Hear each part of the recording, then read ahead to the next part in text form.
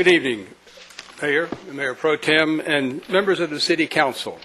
My name is Paul Walker, and I'm here this evening to call attention to how the current proposed ordinance amendments may result, as Angie was saying, in arresting people who are homeless, therefore essentially criminalizing homelessness.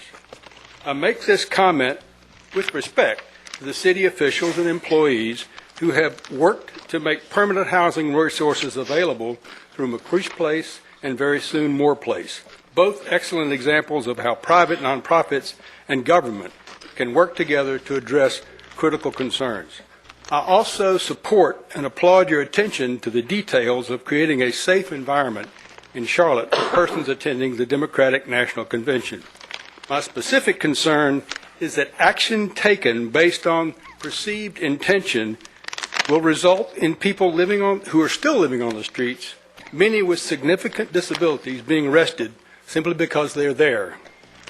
Some members of this population still sleep outside, construct temporary shelters from the elements, and carry their belongings with them from day to day. It appears in this document that these individuals would be in violation of this ordinance. Additionally, I encourage you to urge the law enforcement officers on the front line during this critical time to be assigned from the cadre of individuals who have completed the 40-hour training offered by the mental health system in town that addresses behavioral symptoms, mental health issues, and how to resolve those in a more peaceful and productive way. Many of the officers who've been through this training have found it to be quite valuable. Clearly, the people that I described as being homeless and challenged face life with significant difficulties. Securing housing and employment with an arrest record just creates an additional barrier. I urge you to consider alternative language that reduces the probability of innocent bystanders being caught in a vague legal net. Thank you. Thank you very much. Scotty Wingfield, followed by James Lee Walker II and Allende Alcala. Are you Scotty Wingfield? Welcome. Thank you, council members, for allowing me to take this gag off my mouth. I hope you allow us in a lot of other spaces like this before this very controversial and very important issue is decided on the 23rd. This is very important that the community gets to discuss this. This was not widely publicized before this event. That's a problem. This should be at the very top of the website. This should not be, you have to go click, click, click, click to find the agenda. I'd like to encourage all Occupy Charlotte community members and everyone who encourages free speech in this country to please stand. Thank you for your support. My name is Scotty Wingfield. I'm a resident of Charlotte and in Council Member Kenzie's district. Hi, Ms. Kenzie. On Friday, I had a very cordial conversation with Council Member Andy Doolin. He actually answered his own phone instead of allowing it to go to voicemail, and he was gracious enough to spend some time talking. Although Councilmember Doolin has expressed his desire to pass this ordinance and put an end to the camping as demonstration, he said one very important thing. He said that he understood that First Amendment rights apply 24/7. So my question is, if our rights to free speech and free assembly are not bound by time, then where is the public forum in which we can exercise these rights? It seems to me, council members, that it is your duty to provide a space where free speech and free assembly can be practiced by everyone, not just lottery winners, 24/7. This space should not be a private space or a local coffee shop or a 24/7 Walmart, as we might have to seek out if you don't allow us a public space. It should be a public space that you have sworn to protect. Chapter 15 of this ordinance states that council members are to protect city property. I say that city property is the people's property, and the people's property is public space. Public space and public parks are not supposed to be free speech zones, which are actually selected speech zones, where only groups, we have no rights as individuals here, are chosen from a lottery that can speak. Since when do only lottery members have First Amendment rights? Also in Chapter 15, it states that the city has an interest in maintaining the safety of persons who use city property. The overnight occupiers and all occupiers, like myself who can't stay overnight, at 600 East Trade Street, these are community members. These are your fellow citizens who are using city property. So if it is your duty to protect city property, if this is true, then why hasn't the city been more helpful in protecting the safety of the overnight occupiers? Why has the CMPD been so resistant to help us with issues of theft? Why has the CMPD openly ignored the use of drugs on the grounds of this public forum? I must note here... Thank you very much. I'm sorry, that's your time. I'd like to be yielded time by some of the other people later on that would like to yield me some time. Ma'am, thank you. You need to respond to issues of homelessness and not allow, cause activists to have to do that. I would like to yield my time to Scotty. Thank you. We don't have a procedure for that. On the website, it does say that it gives the topic of a principal speaker, and that 3-minute speakers can yield their time to a principal speaker of 10 minutes long. I have very important things to say. I hope you can listen to me. That is not. All right, then I'll put this back on. Thank you. Welcome. Thank you. All right. Can I have everyone's support? Can we? Quietly. Thank you. Out of order. Well, that's a remover. She keeps up. All right. Let me just say that I totally respect the right of everyone in this room to say what they want to say who signed up within 3 minutes. But it comes to the disadvantage of other people if one goes over that 3-minute limit. So we're going to respect the 3-minute rule. James Lee Walker II. I know that the ordinances, most of them are going to be at the discretion as far as how they're followed of CMPD. I picture my nephew running through downtown Charlotte with a big backpack on and hearing the word stop and doing like the young thugs do, run, and getting arrested for resisting arrest. And running because why would a cop stop me because I have a backpack on? Why would a cop stop me? Why would a cop arrest me because I have no idea where to sleep tonight? Because on up Trade Street right now, there's 3 women who are gearing up to sleep on those benches right after the transit center. And I imagine those women might possibly be arrested, and I worry about that. But I also worry about the fact that making the rules for an occupation means that we're going to tell you how to make a protest.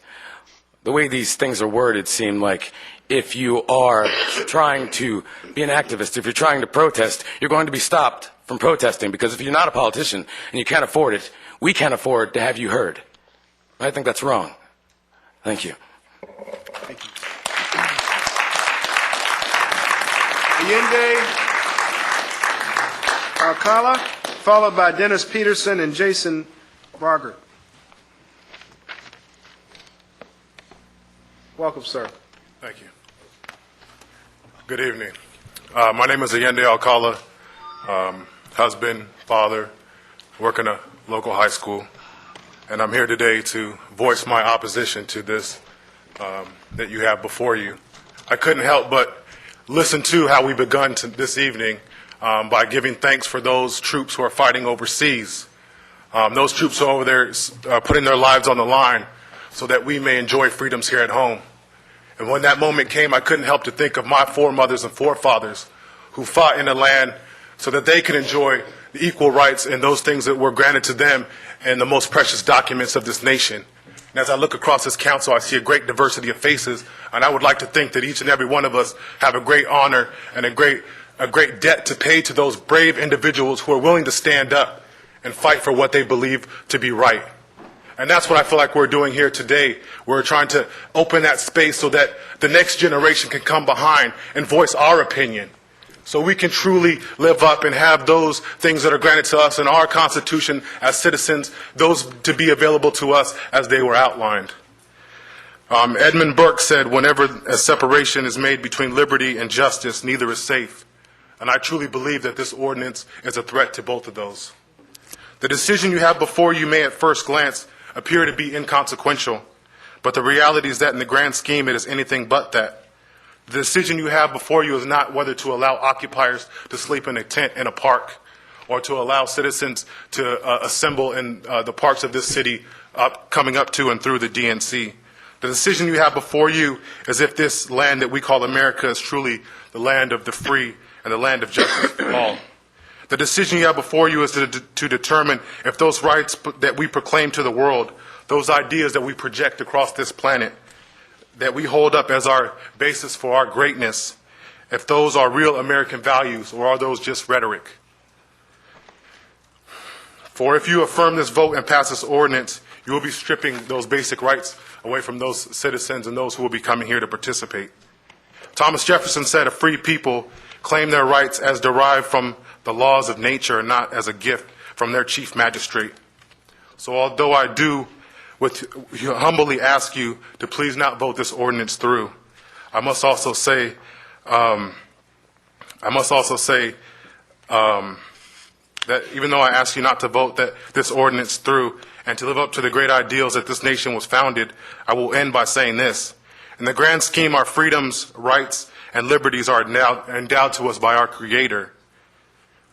And that no matter how you vote, no matter what the law or ordinance you may put in place, we the people will never be defeated. We will endure, we will exercise our God-given rights, and we come from a long tradition of courageous, brave, and blessed individuals. Thank you, sir. And in closing, the cost of liberty is less than the cost of oppression.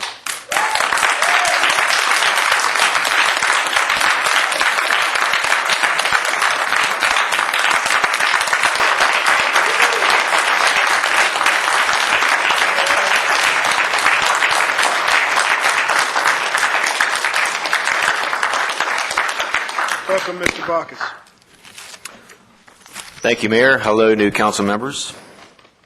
Living conditions and the quality of life for the citizens of the United States have fallen so low that spontaneous camps known as Occupy, insert city name, have sprang up nationwide. Some call these camps Obamavilles. One of these, what some call Obamavilles, or Occupy Charlotte, are currently on city property, public property, not private property, in front of the old courthouse. Mayor Fox and City Manager Walton do not want this Obamaville to be there during the Democratic National Convention because it will certainly embarrass President Obama, the namesake of these so-called, what some people call Obamavilles. Some consider these people a nuisance. However, this Occupy Charlotte camp is in fact one of the most profound examples of the right of free speech guaranteed by the United States Constitution ever in this country's history, because these camps are in fact statements expressing absolute discontent of political cronyism and how selfishness of the powerful has resulted in the worst economy since the Great Depression. This is why the Founding Fathers included free speech in the Bill of Rights and made it the first right.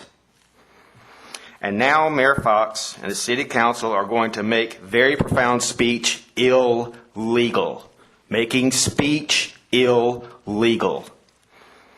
This panel of 12, consisting of 10 Democrats, is going to perform the most undemocratic piece of legislation I have ever heard of.